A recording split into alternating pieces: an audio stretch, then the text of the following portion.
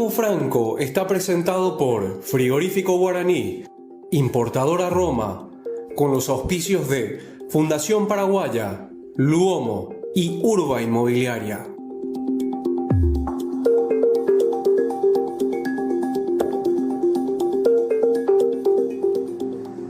Muy buenas noches, queridos amigos, amigas. Un programa más de Diálogo Franco, hoy 8 de junio, con la presencia de, nos acompaña hoy la doctora Amarilla. Doctora, ella es la encargada del Departamento de Enfermedades... No, de la Dirección General de Promoción de Salud. De la Dirección General de Promoción de Salud. Sí. Y también nos acompaña el doctor Hernán Rodríguez, que sí es director de Vigilancia...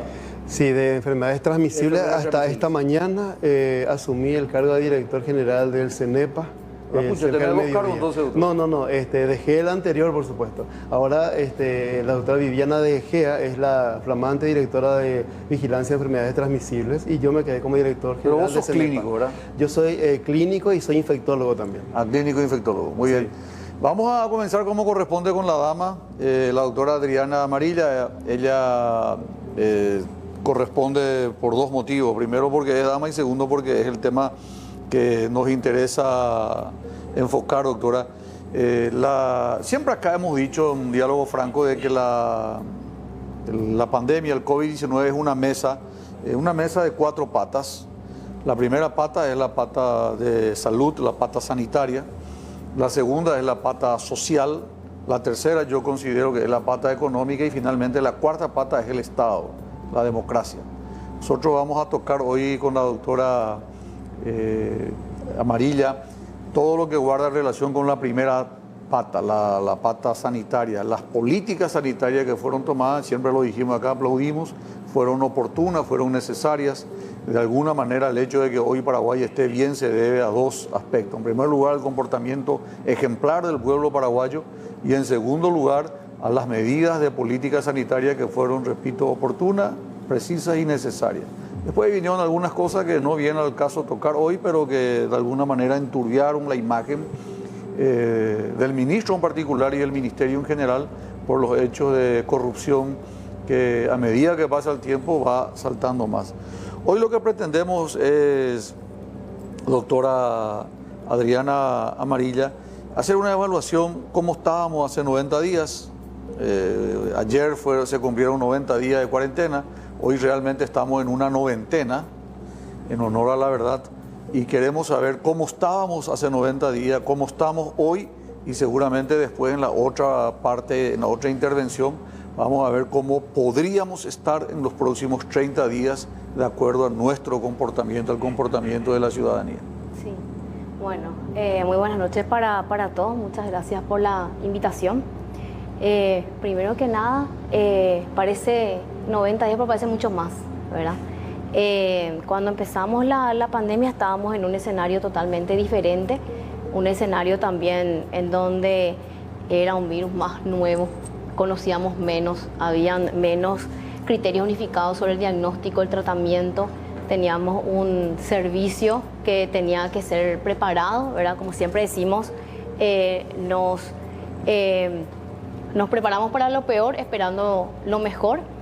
Y en ese contexto, teniendo en cuenta también las experiencias del exterior, se tomó esa decisión de entrar en una cuarentena total. En mi punto de vista, en un momento sumamente oportuno, que fue uno de los pilares también básicos para esos escenarios tan auspiciosos que se fueron dando después, ¿verdad? Esa toma de decisión, además de ciertas estrategias como la estrategia de los albergues, la estrategia de las adaptaciones en ese momento de cuarentena total, fue también fundamental el hecho de acompañar a esos sectores que estuvieron económicamente activos desde ese comienzo y adaptar el ambiente para que ese ambiente sea un ambiente seguro. Eso también fue en gran parte muy innovador de parte de este contexto nacional. Cabe destacar que en otros países, inclusive países muy desarrollados, hubieron focos de infección en esos sectores que estuvieron económicamente activos. Y sin embargo en Paraguay se destacó eso, ¿verdad?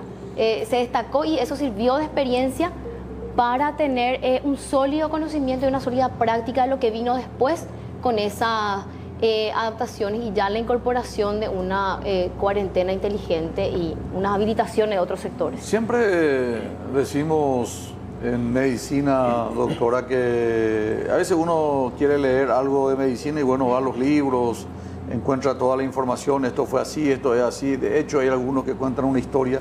Acá es diferente porque estamos aprendiendo en vivo y en directo. O sea, lo que estamos leyendo ahora, doctor Rodríguez, es en vivo y en directo cómo va evolucionando. Mi pregunta es puntual, doctora Adriana Amarilla.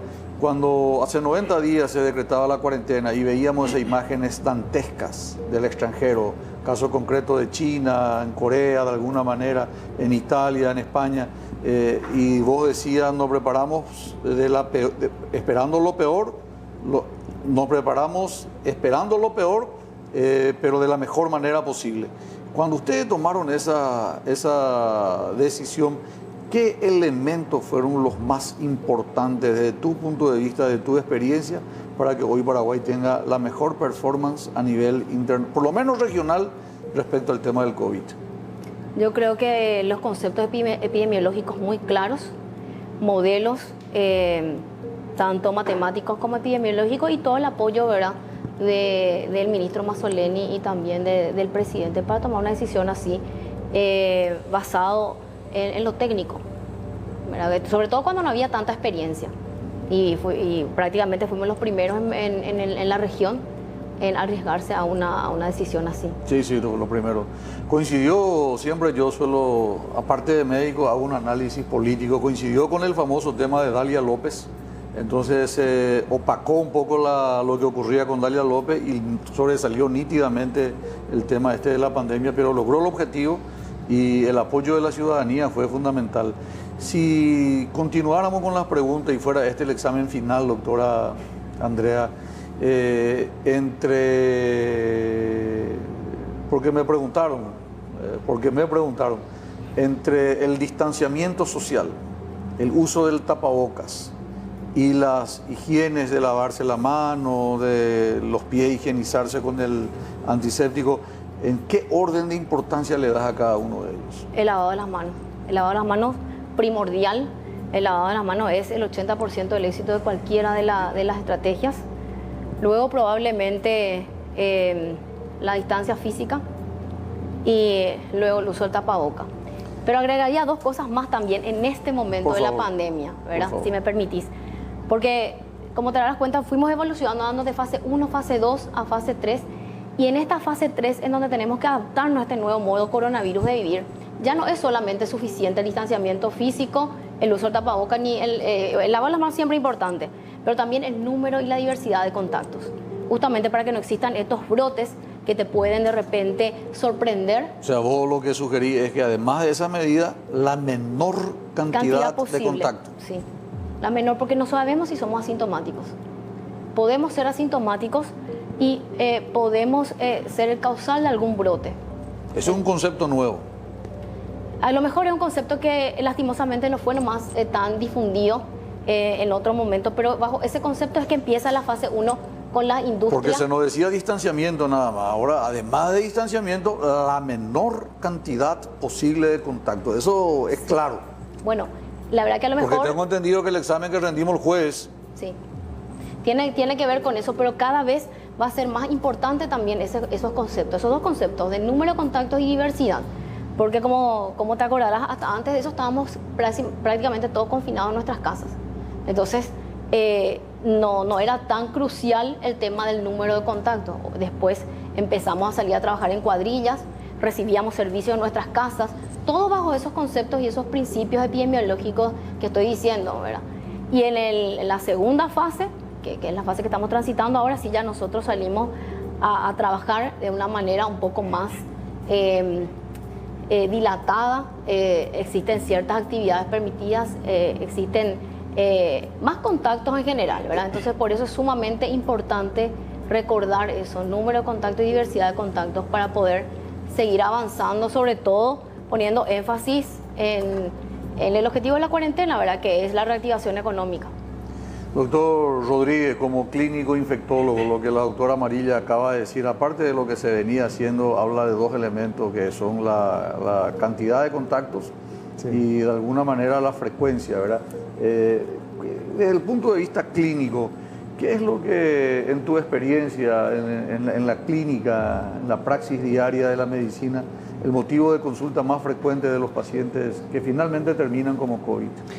Bien, hay que aclarar que el 30% de las personas infectadas, o sea, aquellas que tienen el virus dentro de su cuerpo, son asintomáticas. En ese sentido, hay que aclarar que nunca a lo mejor se van a enterar que el virus entró y salió de su cuerpo, pero en su momento estuvieron expulsando por boca y por nariz. Es por eso el fundamento de la mascarilla. Yo puedo estar totalmente asintomático, pero uso la mascarilla para que la secreción quede dentro de la mascarilla, ¿verdad? O quede atrapado ahí y no contamine el ambiente.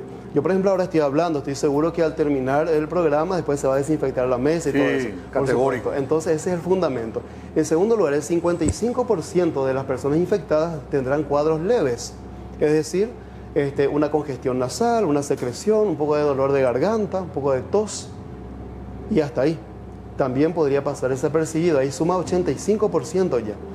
Pero ¿qué pasa? Nuestro grupo de riesgo mayoritario está en las personas de más de 60 años y en aquellas que tienen alguna enfermedad de base, diabetes, problemas del corazón, etc. Entonces, a ese grupo tenemos que cuidar. ¿Qué es lo que pasó en Paraguay? Si nosotros vemos la franja de edad de las personas afectadas, vemos que de los poco más de 1.100 y algo casos confirmados, 42 personas superan los 60 años. O sea que realmente se nota, se explica de esa manera por qué la letalidad es tan baja. O sea, fallecieron solamente 11 personas. Están bien resguardados los adultos mayores. Esa es la idea justamente, por un lado. Por otro lado, vimos que esta enfermedad iguala a todos los países del mundo. Acá no hay un país del primer mundo, del tercer mundo, no. Todos somos iguales porque al no haber un tratamiento, la prevención es la mejor vamos a decir, forma, la mejor arma con la cual tenemos que luchar. La mejor vacuna hasta ahora. Exactamente. Y si al comienzo el temor de la población hizo que nos cuidemos, porque la gente tenía miedo de infectarse y de enfermarse, ese temor debemos transformarlo en responsabilidad. Doctor, hay un tema que me veo en la sentida obligación de plantearte.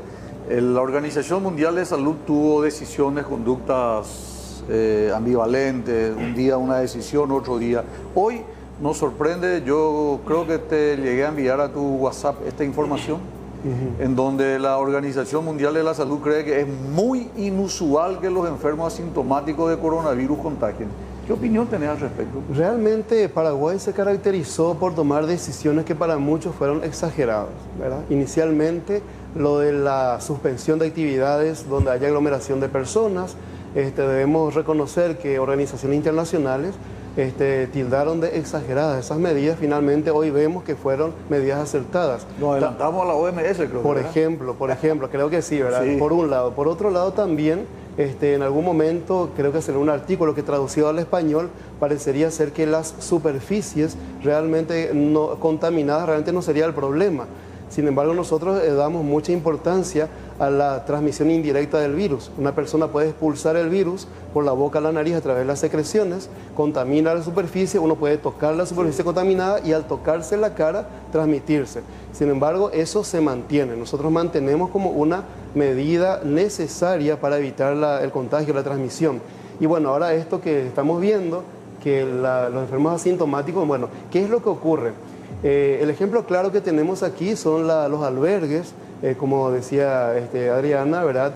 Ahí nosotros estamos captando muchas personas como casos positivos a través de los análisis y la gran mayoría son totalmente asintomáticas, tal es así que esas personas a veces no creen, dicen, pues no puede ser que yo esté enfermo, ¿verdad? O que yo tenga el virus, porque el análisis que se realiza es una reacción de biología molecular donde se detecta el virus mismo. O sea, si se capta el virus en la garganta o en la nariz de esa persona, significa que puede expulsar y puede transmitir el virus a otras personas. Como director de vigilancia de enfermedades transmisibles, Si vos tuviera que dar una opinión a la Organización Mundial de la Salud, capítulo Paraguay, ¿es vinculante, es importante que una persona asintomática, la mayoría de las otras virosis, incluida dengue, que es muy frecuente, son contagiosos incluso antes de la aparición de los síntomas? Claro. Y ahora es diferente. No, justamente hablando de COVID-19, ya se estaba manejando que aquellas personas que comenzaban a tener signos y síntomas respiratorios por lo menos 2 días antes de la aparición de esas manifestaciones. ¿Vos por qué, entre comillas, estas aseveraciones de la Organización Mundial de la Salud? Claro, pero aparte al contrario, yo mantendría la recomendación de cuidarnos de transmitir el virus aunque seamos asintomáticos. Claro, mantendría, claro, sin duda, claro, sin claro. duda alguna. Muy bien, interesante la propuesta. Estamos hoy en Diálogo Franco compartiendo con el doctor Rodríguez, la doctora Amarilla. Nosotros tenemos que ir a un corte, vendemos y regresamos inmediatamente con más Diálogo Franco aquí en C9N.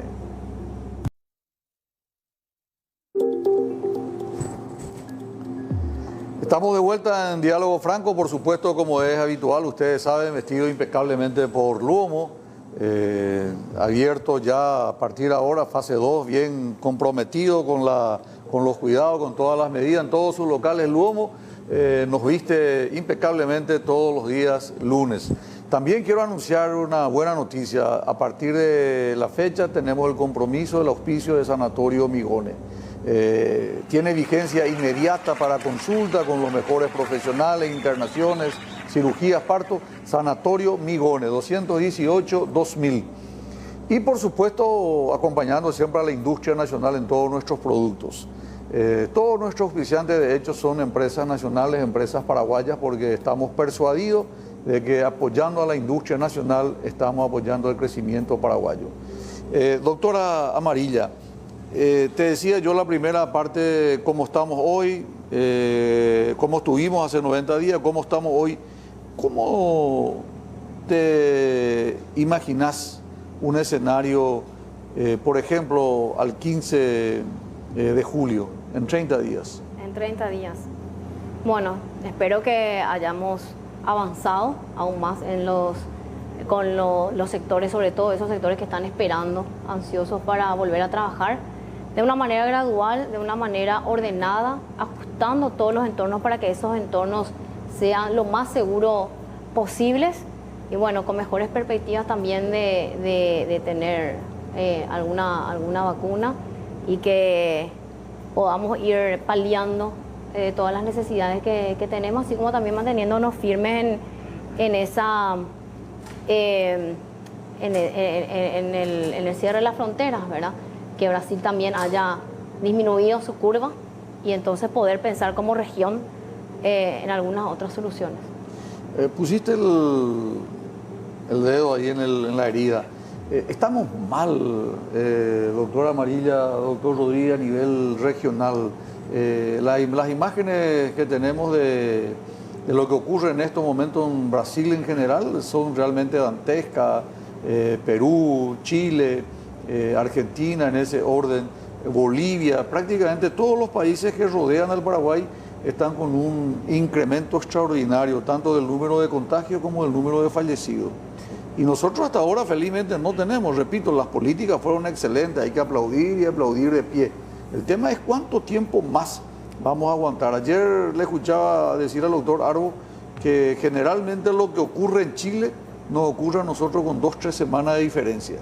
Eso es así epidemiológicamente, desde el punto de vista clínico, se cumple el ciclo. Paraguay no puede ser diferente al de la región, o tenemos la esperanza, la expectativa de marcar la diferencia y que Paraguay sea diferente al resto de las naciones en la región.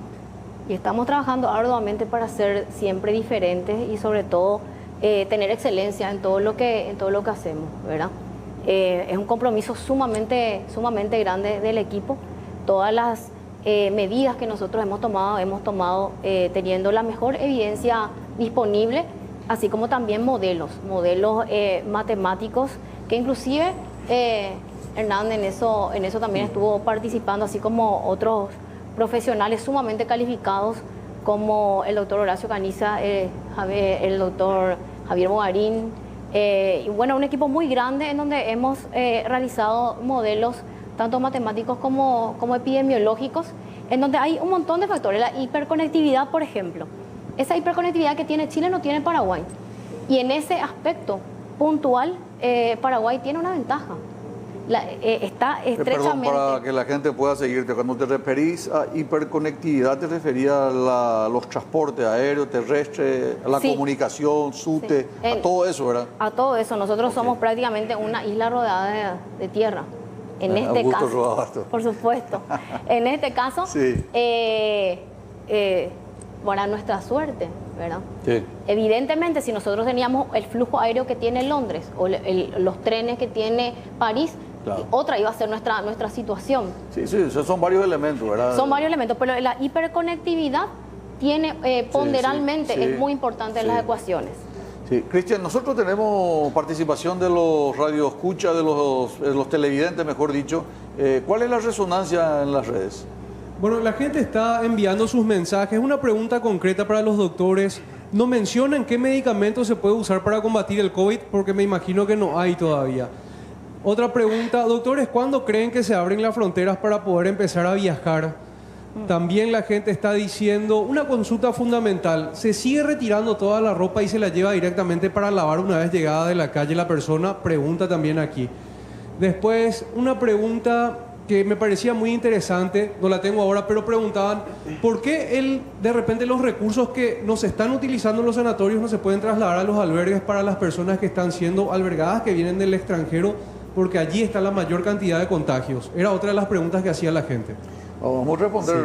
Bien, cuando hablamos de tratamiento de una enfermedad en particular, tenemos que definir las etapas de esa enfermedad. Sabemos que cuando el virus entra al cuerpo y produce signos y síntomas que ya mencionamos, respiratorio en este caso, puede llegar a ser un cuadro grave. En este caso sería cuando ya los pulmones están muy afectados.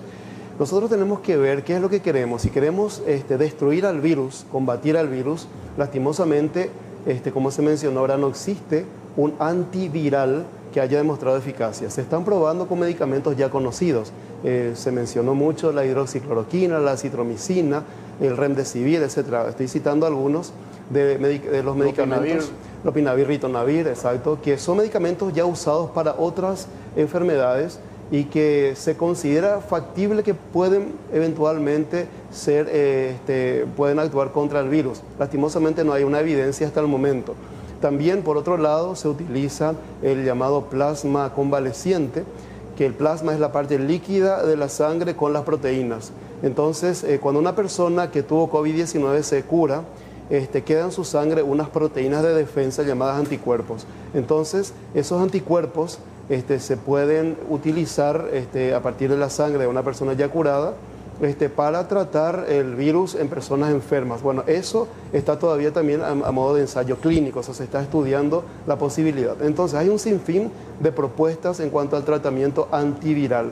Y luego ya, por supuesto, existen otros tratamientos de soporte. Por dar un ejemplo, desde la posición del enfermo se ha visto favorecido a aquel paciente que está con un cuadro grave a nivel pulmonar y que se le coloca boca abajo, por ejemplo. Entonces, esa posición, por dar un ejemplo, se vio que ayudó a que mejore justamente la mecánica y la evolución del paciente. Y así están los anticoagulantes para evitar ese riesgo. Perdón, sobre el punto, doctora. Sí. Hoy justamente salía el primer paciente de alta de terapia intensiva, un ciudadano chileno, sí, en quien se habría aplicado el protocolo de Italia, ¿verdad? Como ellos lo dicen, que es con anticoagulante. Claro. Fue exitoso. Por supuesto. Bueno, diría que es el primer paciente que sale de terapia intensiva y que fue intubado. Este paciente estuvo conectado a un respirador. Asimismo, hasta el momento, todos los pacientes que estuvieron conectados a un respirador fallecieron lastimosamente. Este es el primer paciente que se recupera. Realmente es un logro para toda la medicina del Paraguay, digamos. Y ellos, este paciente recibió básicamente el tratamiento anticoagulante. Asimismo, debo decir, eso justamente conversando con el director del INERAM, el doctor Felipe González, me estuvo diciendo que el paciente, y puedo decirlo, creo que no es ninguna impertinencia, ninguna imprudencia, él no recibió estos medicamentos que eventualmente se utilizarían para combatir el virus mismo, sino todas fueron medidas de soporte y una de ellas es el uso de anticoagulantes, por supuesto, para evitar las complicaciones. Buen dato. Feliz de que en este caso la medicina paraguaya tenga un caso exitoso, ¿verdad? Y sobre todo siendo un ciudadano chileno solo, salió muy agradecido, reconoció que la atención fue muy buena. Doctora, la percepción internacional, ¿te preocupa lo que ocurre en Brasil, en Argentina, Chile? Sí, mucho.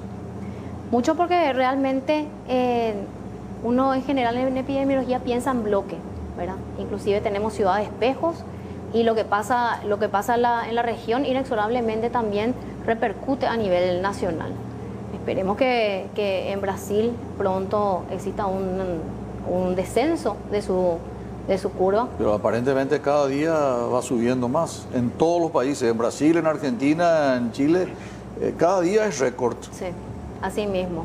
Pero también existe un agotamiento, ¿verdad? Y luego una desescalada natural que lastimosamente en países en donde se descontrola la epidemia se lleva una cantidad de muertos que es catastrófica. Entonces, eso es algo que evidentemente siempre nos va a poner en la alarma y siempre va a hacer que nosotros estemos en una posición en donde tenemos que estar en alerta. Más allá de que tengamos un escenario auspicioso, ese escenario puede cambiar. Entonces, respondiendo un poco a una de las preguntas que escuchaba de cuándo se van a abrir las fronteras, vamos a poder viajar. Eventualmente, en algún momento se abrirán las fronteras, pero el viajar hasta que exista una vacuna y hasta que esto a nivel global esté más o menos, por lo menos controlado, siempre va a implicar que a la vuelta se haga una cuarentena, por ejemplo.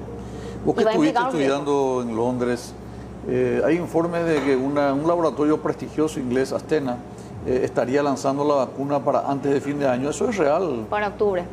Octubre. Sí. Son 900 millones de dosis, ¿verdad? Algo así, sí. 900 millones de dosis. Sí. Y hay un representante acá en el Paraguay que tampoco es ninguna promoción, de paso no es ni siquiera auspiciante del programa, ¿verdad? Pero tengo la información que vamos a tener también aquí en el Paraguay. No sabemos todavía cuánto va a costar, ¿verdad? Pero tampoco se le va a poder vacunar a todo el universo. No, pero como toda vacuna va a tener un porcentaje que va a ser ya aceptable como inmunidad, más toda la gente que ya se contagió. Y bueno, es algo realmente esperanzador. No obstante, yo no me quiero enfocar tanto en eso porque vos puedes tener algo muy bueno en laboratorio, pero después cuando se van haciendo los random control trials, cuando se van haciendo las pruebas, sobre todo a nivel poblacional, eso puede cambiar. Inclusive puede mutar el virus y pueden haber cepas nuevas. Entonces, si por antonomasia comparamos con el virus de la influenza, por ejemplo, entonces claro, yo apelo más bien a incorporar... De hecho, es la misma familia, el coronavirus. Claro, en realidad apelo a incorporar todo lo que hemos aprendido en cuanto a promoción de la salud, a prevención, a protección y llevar más o menos eso en nuestro nuevo chip para poder seguir avanzando. Doctora, muchísimas preguntas de parte de los televidentes. El programa último pasado, hace 8 días, estuvimos acá con los gastronómicos. Ellos dejaron su preocupación y su esperanza, su expectativa de que efectivamente en esta tercera fase, que se iniciaría de hoy en 8, el próximo lunes 16, ya entrarían ellos. Siguiendo con ese juego del 0 al 10, ¿cuánto de posibilidad real tenemos de que pasemos a la tercera fase y de que los gastronómicos, por ejemplo, puedan habilitarse las prácticas de fútbol, ya sea no profesional, amateur? También me hablaban los tenistas que fueron diferenciados. Vos que manejás el protocolo, ¿podés explicarnos, por favor, cuál va a ser el desempeño de todos estos pedidos? Evidentemente, del 0 al 10 es 10 la probabilidad de que el sector gastronómico, con toda la adaptación y con todo el trabajo que hemos hecho, se incorpore en una fase 3, ¿verdad? Esa experiencia va a ser una experiencia diferente, definitivamente, pero va a ser una experiencia segura, va a ser una experiencia que no va a poner en riesgo a la población. ¿Qué va a cambiar, doctora? ¿Qué va a cambiar? Va a cambiar desde el agendamiento hasta el número de mesas, la disposición, la forma en que nos sentamos. O sea, a para que comer. la gente no entienda, ¿hay que agendar? Hay que agendarse. Se va a ¿Por qué? reducir el ¿Por número qué de hay mesas? que agendarse? Porque en el caso de que exista un brote, va a ser sumamente importante para ese restaurante avisarle a las personas que estuvieron ahí, Claro. para poder tomar las medidas pertinentes. Entonces, eso no es una cuestión de capricho, no es una cuestión de una exigencia, sino que tiene una razón epidemiológica. Correcto. Después, para mantener el distanciamiento físico, porque recordemos que en el momento en que nos sentamos a comer, ¿qué hacemos? Vamos Sí. a sacarnos el tapabocas. Tapabocas. ¿verdad? Entonces, al sacarnos el tapabocas, evidentemente ya estamos en un riesgo mayor. Vamos a sacarnos el tapabocas una vez que esté el plato servido en nuestra mesa. Solamente ahí.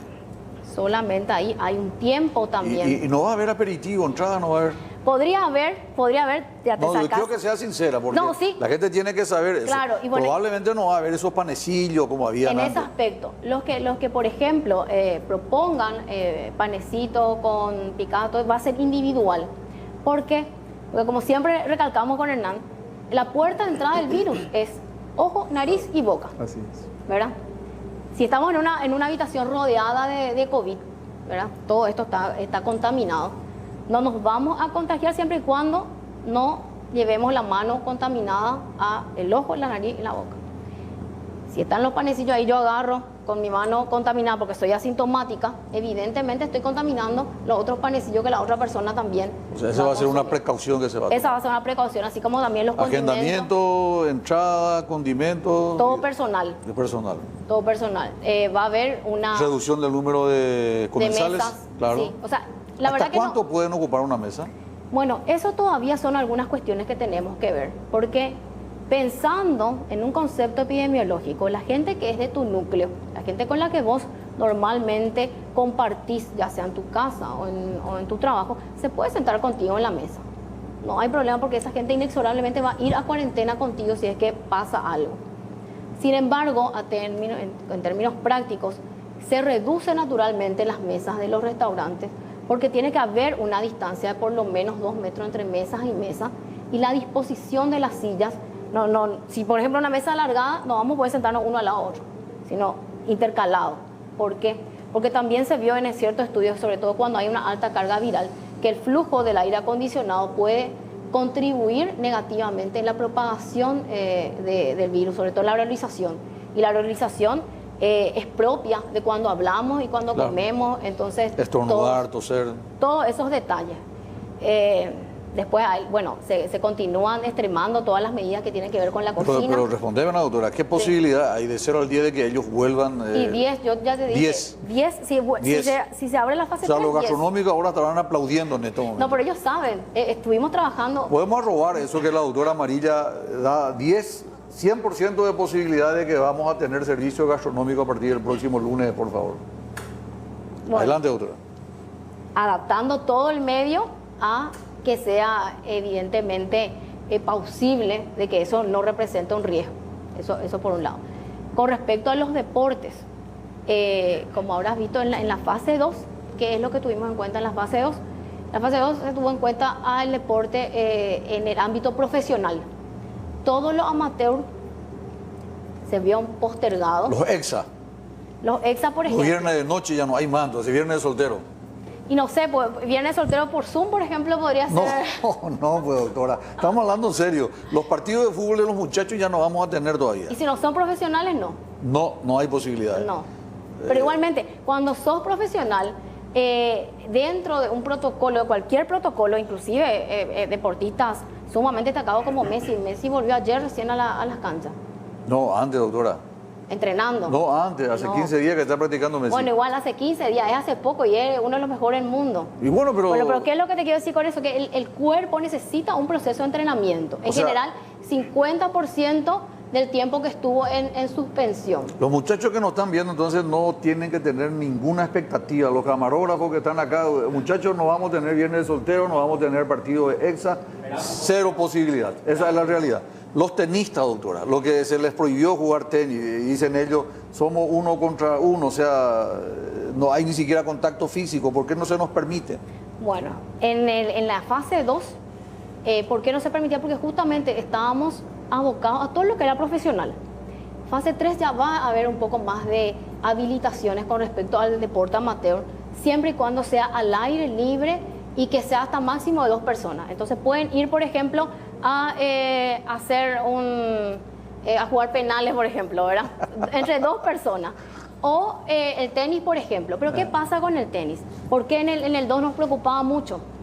En la fase 2, porque en el tenis es un deporte rápido, hay un elemento que se comparte, como por ejemplo la pelota. Hay un protocolo de tenis con el que trabajamos, y en eso agradezco a Larisa ayer, trabajé con ella y también estuvo Hernán involucrado, la ministra del Deporte, gente del Comité Olímpico. Si vamos a jugar, por ejemplo, entre 2 personas que no somos el núcleo, inclusive la pelota tiene que estar marcada, para que cuando yo hago un saque, yo utilizo la pelota que está marcada con la A y Hernán, por ejemplo, la H, porque de verdad todo es un elemento contaminante, no es tan sencillo. Muy complicado, doctora. Y sí, pero es la manera segura de hacerlo. Entonces, Vamos a marcar la pelota. se va a marcar la pelota. ¿Y si se va no a hacer tenemos más de una pelota? Sobre que iba a ir la porta y pirula de yu, de por y ya Carúa, van allá de Coy, y vamos a tener 2 pelotas ahora. Sí, porque si no, si tenés una pelota, ahí tenés un foco contaminante. Cada uno y después ya va a decidir los riesgos que pueda o que quiera asumir. Eso no puede profundizar después del corte porque no me quedó claro. Vamos a jugar fútbol y que cada uno va a llevar su pelota y se enoja y lleva la pelota, se va a su casa. No me resulta muy claro. Pero tenemos que vender, doctora. Vamos a vender un ratito y regresamos inmediatamente. Está interesante el programa y la participación de los televidentes es fundamental en esta parte. Corte y vendemos. Estamos de vuelta aquí en Diálogo Franco, doctor Hernán. Si seguimos esa conversación anterior donde hablábamos de los síntomas, tenemos la mayoría de los policlínicos relativamente sin una presencia masiva de pacientes, no hay de hecho hospitales saturados, no hay camas ocupadas, menos en terapia. Está bastante tranquilo el ambiente. Y eso generó una preocupación del doctor Atilio Farina de que como consecuencia del COVID se dejó de atender a otro grupo de pacientes. Les invito a que veamos este material que tenemos de apoyo BTR, por favor, con el doctor Atilio Farina.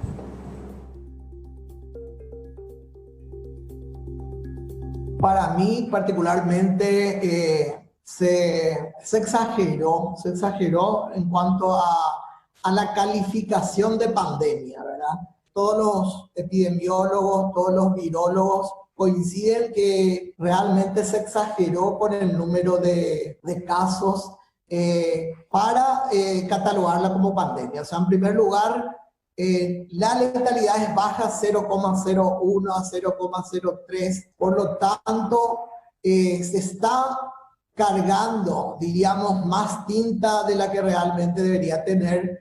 Y me parece eso peligroso. ¿Por qué? Porque ya estamos rayando, diríamos, aspectos de la bioética. O sea, estamos ya dejando de lado a personas que realmente a través de la historia natural de la enfermedad teníamos ya los diagnósticos de personas con distintas enfermedades que se podía prevenir, que se podía evitar. Los hospitales están trabajando a menos del 70% de su productividad, cuando que por las dudas vendrían estos pacientes. Sin embargo, es de público conocimiento que tenemos 2 pacientes en terapia intensiva y desde el punto de vista administrativo hay semanas que se prolongaba la cuarentena porque supuestamente todavía no estábamos equipados. Desde el punto de vista administrativo es un fracaso este programa porque hasta la fecha todavía no tenemos un cargamento que diga, bueno, por fin estamos equipados, y tampoco no tenemos ni siquiera los respiradores y camas, ¿verdad? O sea que yo creo que ya hay que levantar realmente la cuarentena y dejar que los jóvenes realmente vayan a trabajar, las universidades que se abran, los colegios que se abran, las escuelas que se abran, y realmente lograr, por supuesto, la inmunidad comunitaria o colectiva, que es lo que normalmente ocurre en cualquier caso de influenza o de cualquier gripe estacional. Por lo tanto, no se justifica realmente estar prolongando más esto, que más de cuarentena ya es noventena, porque estamos ya a 90 días realmente del inicio de esto, y lo único que estamos haciendo es alargar la agonía, mientras que la gente ahora ya se está muriendo por deudas. Felicitar lo que se hizo al principio, pero ahora administrativamente es un aplazo total del ministerio, porque el ordenador de gastos es el ministro, hay que ser sincero, y él es el que firma, él es el que autoriza un adelanto. Nadie puede adelantar ningún guaraní sin la firma del ministro y sin la autorización del ministro. O sea, estamos aplazados realmente en la parte administrativa y hemos ganado un mal administrador y hemos perdido un buen reumatólogo. Rodríguez. Bien, bueno, simplemente reiterar lo que había dicho al inicio, ¿verdad?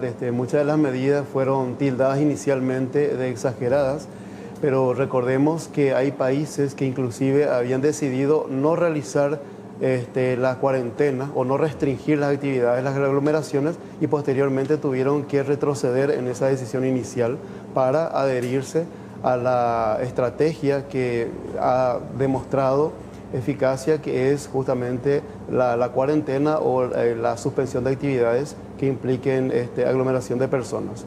De hecho, actualmente, bueno, estamos justamente manifestando con Adrián en este programa la reactivación de algunas actividades, dando énfasis a las actividades económicas, laborales, y bien, paulatinamente y en forma progresiva, escalonada, se va a ir volviendo a las actividades, siempre, por supuesto, guardando todas estas medidas preventivas que hemos aprendido. La medicina no solamente es hospital, no solamente es terapia intensiva, no solamente es respirador. Existe lo que llamamos medicina preventiva, claro, que a mi criterio es la mejor medicina. Totalmente. Ahora, para responderle un poco al doctor Atilio Fariña, que se tomó la molestia de contactar con la producción e incluso hizo la grabación, aquella denuncia donde él afirma de que se deja de atender a pacientes, diríamos, no COVID, cardiovascular, infarto, accidente cerebrovascular, enfermedades crónicas, infecciosas, quirúrgicas. Yo no creo que eso sea cierto. Realmente me cuesta creer como médico que un médico de guardia diga no te podemos atender porque estamos esperando por si venga. Quiero que por favor profundice ese tema, de doctor. hecho, las directrices son específicas y precisas al respecto. Obviamente, cualquier patología crónica, es decir, aquella que debe ser evaluada, controlada permanentemente, eso está vigente. Vamos a hablar también de situaciones no patológicas, no enfermedades como el embarazo, por ejemplo. Un control prenatal, de hecho, se tiene que hacer regularmente. Claro. Y por supuesto, ni qué decir aquellas situaciones agudas, aquellas situaciones de urgencia, como un accidente cerebrovascular, una apendicitis aguda, claro, son situaciones que obviamente se deben atender. Y si no es así, hay que hacer la denuncia correspondiente para que se corrija. Para incluso precisar un poco más, no está por demás ahí, hay hospitales así que son específicos para el tema de COVID, de tipo INERAM. ¿Cuál es otro hospital que fue designado como centinela para recibir estos pacientes? Bueno, de tal forma a que las otras patologías puedan ser derivadas a los otros centros asistenciales. Sí, por ejemplo, está el Hospital General de San Lorenzo, el de Calle I, por ejemplo. Entonces tenemos INERAM, Calle I. Sí, está el Hospital Nacional de Itagua. Hospital Nacional de Itagua. Asimismo, de todas formas, lo que se vio es lo siguiente. Un ratito, discúlpame. Hospital INERAM.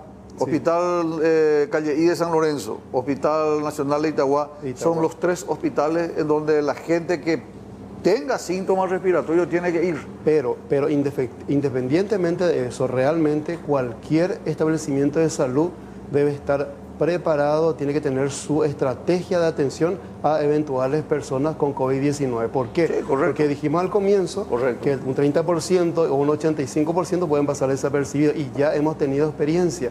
Ejemplo, hay hospitales supuestamente para atención de pacientes con enfermedades no respiratorias, pero que llegaron a esos hospitales porque simultáneamente de las patologías no respiratorias también tenían un cuadro respiratorio. Entonces, por eso que cada hospital, cada establecimiento de salud debe tener su estrategia, su protocolo para atención de pacientes potencialmente con COVID-19. Sí, doctora, nosotros hablamos incluso con el doctor Mazzoleni. El primer programa que hicimos, Diálogo Franco, nos visitó el ministro Mazzoleni y hablábamos de la necesidad en un momento dado de regionalizar la atención, ¿verdad? Yo creo que ese es un tema que ustedes tienen pendiente. Quiero que me desarrolle ese tema. ¿Qué posibilidad habría en todo caso que ciertos departamentos, ciertas regiones del Paraguay puedan pasar ya no solamente a 3, sino a fase 4, porque no hay definitivamente nada? Pero primero vamos a escuchar un poco los llamados, los mensajes que tenemos en el WhatsApp para que luego la doctora Adriana Mariña pueda respondernos la pregunta, por favor. Bueno, la gente está participando muchísimo. Dice, buenas noches para la doctora Adriana Mariña. Pasamos a la tercera fase este 15 de junio. Las iglesias no se adelantan. Los comedores, bares, copetines, todo al paso. ¿Cuál será el protocolo? También estaba diciendo aquí una persona, buenas noches, le pueden preguntar e informar a la doctora que ya se sabe que hay 3 cepas del virus del COVID-19. Dio a entender que no mutó aún y no solo hay un tipo de COVID-19. Ya se sabe que hay 3 cepas, dice aquí un mensaje. También hablando del deporte, acá están diciendo, la pesca deportiva enmarcada, ¿por qué no está en ninguna fase? Por lo menos de a 2 personas. Gracias, dice este mensaje. Doctora. Bueno, empiezo con la primera pregunta. Quizás se entendió mal, pero no. Lo que quise decir es que siempre está en constante mutación, ¿verdad? Claro. Y bueno, se sabe, 3 cepas, pero probablemente hay muchas más, ¿verdad? Simplemente todavía no han sido divulgadas científicamente, entonces no tengo la propiedad como para informar al respecto. Con respecto a la pesca, bueno, la pesca como modo de vida estuvo siempre habilitado. Ahora, como recreación, como vuelvo a repetir, es en una fase 3 en donde estamos de repente poniendo un énfasis en lo recreativo. ¿Por qué? Porque justamente el objetivo de la cuarentena inteligente, ¿cuál era? La reactivación económica. Es sumamente importante para la salud mental y para la salud física a realizar, por supuesto, actividades que tienen que ver con el movimiento, que tienen que ver con el bienestar físico, con el bienestar mental. Pero hay acá urgencias y emergencias, ¿verdad? Entonces, teniendo en cuenta lo económico y teniendo en cuenta el riesgo que representan ciertas actividades que solíamos hacerlo sin ningún problema, como por ejemplo las reuniones sociales, el fútbol, etcétera, inclusive la pesca entre 2, 3, 4 personas, evidentemente en momentos previos no eran lo recomendable. Ahora en una fase 3 estamos hablando de actividades físicas, de esparcimiento al aire libre, hasta 2 personas en todo caso. ¿Y cada uno con su pelota? Y claro, cada actividad, particularidad. Cada actividad va a tener una particularidad y sobre todo esperamos que las personas también sean conscientes de qué tipo de riesgo yo estoy preparado a asumir. Es realmente muy esencial para mi vida, sobre todo si yo tengo personas de factores de riesgo allegadas a mí viviendo conmigo, por ejemplo. Porque no es un mito, justamente como siempre suelo comentar con Hernán y con otra gente del equipo, esta sensación de que tenemos de que no pasa nada es justamente porque pasó todo al comienzo y porque fue extremadamente restrictivo. Si no hubiéramos estado llorando 30.000 muertos. Sí, no. Entonces, creo que en este momento hasta es un halago que la gente nos cuestione por qué no puede salir a hacer alguna actividad física. Doctora, esto o lo otro. Infelizmente se nos acaba el programa, pero tengo que preguntarte la pregunta que te dejé en el campo picando. Suponiendo que la cuarentena por algún motivo nos salga la fase 3, por lo menos para Capital, Central, Alto Paraná, que son los sitios más complicados, ¿es probable que el resto del país, en regiones, podamos avanzar a otra etapa? Y, por ejemplo, en el Chaco, donde parece que no existe ninguna actividad, ¿se puede pasar ya a la fase 4? ¿Es factible eso? ¿Ustedes tienen dentro del presupuesto? Sí, es una estrategia que está bien estudiada y bien diseñada. Nosotros ya hemos territorializado Paraguay en regiones y que tienen una razón de ser en comparación a otras enfermedades que se comportaban de más o menos la misma forma epidemiológicamente. Se podría, sin embargo, personalmente, creo que el silencio epidemiológico es algo que siempre me va a preocupar. Entonces, no estoy tan segura. ¿Es el silencio que precede la tormenta? Bueno, no, porque nosotros tenemos muchos focos y tenemos identificación y una cosa, están los indicadores leves, medianos y duros. Esos indicadores son sumamente favorables y reflejan un escenario bastante auspicioso, pero a no relajarse porque toda esta cuestión puede cambiar en semanas. Doctor Hernán Rodríguez, te agradezco por tu presencia. Me gustaría algunas consideraciones finales, 30 segundos para vos y para la doctora Amarilla, por favor. Bien, bueno, muchas gracias. Y bueno, realmente alentar a la población, porque todo lo que se hizo, todo el esfuerzo, el sacrificio que se hizo hasta ahora, logró que, por suerte y afortunadamente, seamos un ejemplo en el mundo. Tenemos que sostener esto, de a poco ir reactivando las actividades y la pandemia continúa, el mundo, si nosotros buscamos en internet encontramos cómo está distribuido en el mundo el virus y vemos que nuestra región tiene mucho virus, no nuestro país, pero sí nuestra región.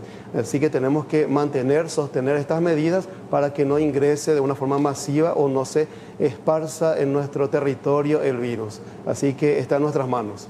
Muchas gracias, doctor Hernán, muy amable. Doctora Andrea. Adriana, perdón. Seguimos en pandemia. Creo que ese es el mensaje final. Estamos saliendo a trabajar durante esta pandemia. Eso. Y muy corto ya, me ganaste todo con el tiempo. Doctora, este informe el jueves, ¿no podés, por favor, te ruego, en carácter de súplica, adelantar alguna información de la reunión del jueves que van a tener para que hoy, en este diálogo franco, la gente pueda tener? ¿Qué nos puede adelantar? Francamente. Lo que te puedo recalcar es que estos días son cruciales, ¿verdad? Cada día eso ya sabemos. Bueno, pero cada día ya sabemos que se va a liberar cuenta. los restaurantes también.